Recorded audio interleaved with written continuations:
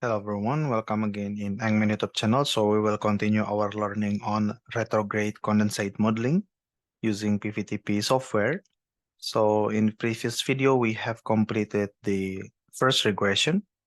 And yeah, we see that in the regression statistics, the iteration number 114, and you see the base error is very, very good.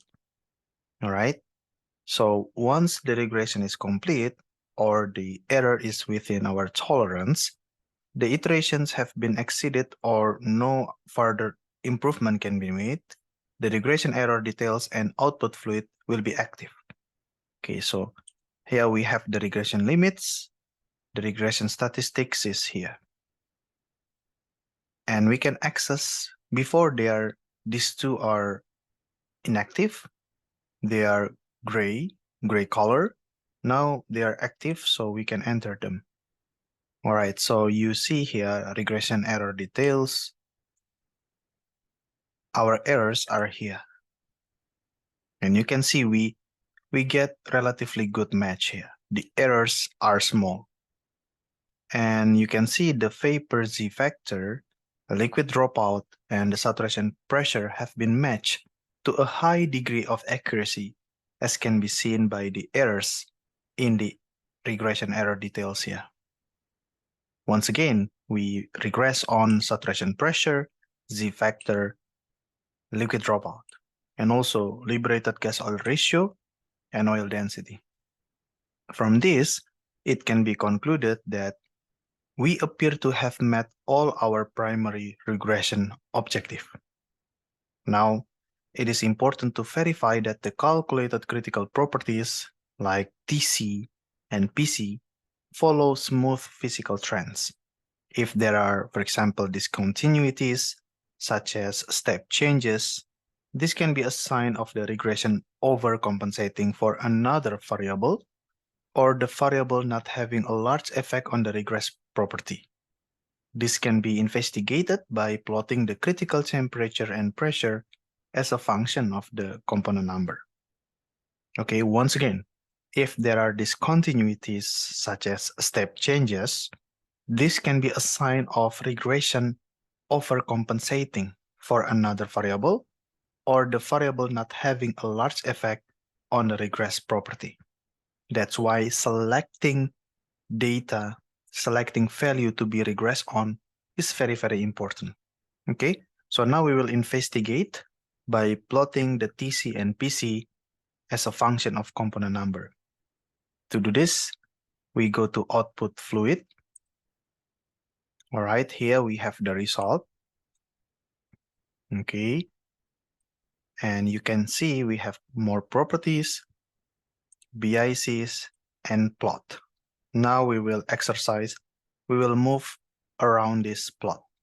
From here, we can plot the critical pressure, like this, critical pressure, and critical temperature, like this. This will, by default, plot the equation of state feeding into the regression object and the equation of state created within the regression object for comparison. That's why we have two curves here. Once again, we will plot, or automatically it will plot the fluid model equation of state model feeding into the regression object and the fluid model created within this regression object. So that's why we have two plots here, two curves. Okay, so from left y-axis, we will plot the critical pressure, and using the right y-axis, we will plot the critical temperature against the component number. All right. Let me expand this. Okay, so first, the temperature, very, very good. Okay, before and after the regression object, they are very, very, very close to each other. And also for the critical pressure, but we have difference at component number 9, 10, and 11, 12, 13, and 14. So that's the simplest observation that we can have. Once again, from the plot above, it can be seen that the critical temperature has not changed significantly and appears to follow a physical trend. You see, the trend is physical. As the component number increases, the critical temperature increases. All right, and let's check the red color here for the critical pressure. Yeah, red color. And the blue color is the critical pressure after regression. Okay, so critical pressure also good. It follows also natural trend. So both the critical pressure and critical temperature for now, for the regress fluid or the fluid model after regression, now we have natural trend for those two. And it is actually a quality check for our fluid model after regression. Okay? And if critical properties and or the phase envelope are found to be unphysical or the surface properties change significantly, then the regression strategy requires review. We need to check back the regression strategy.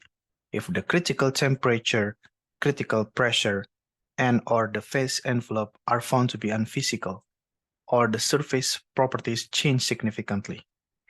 As part of this review, it should be established whether the pre-regression equation of state provides a good enough description of the fluid behavior, as the regression is only intended for fine-tuning. So the thing before regression is that you already have a good model.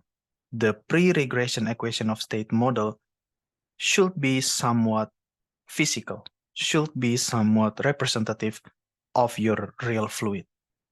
Okay, so don't wait until the regression process to get a, to get a physical fluid. You need to focus on pre-regression step to get a starting fluid that is physical, that is representative. All right. If this is not the case, then the pseudo properties, the pseudo profile, and the pseudo splitting, as well as the binary interaction coefficient, could be reviewed, need to be reviewed. Alternatively, the property causing the behavior, like unphysical phase envelope due to large binary interaction coefficient, could be omitted from the regression, or the regression could be repeated using only the heaviest components. Okay, so that's more like lengthy explanation or best practice for the regression.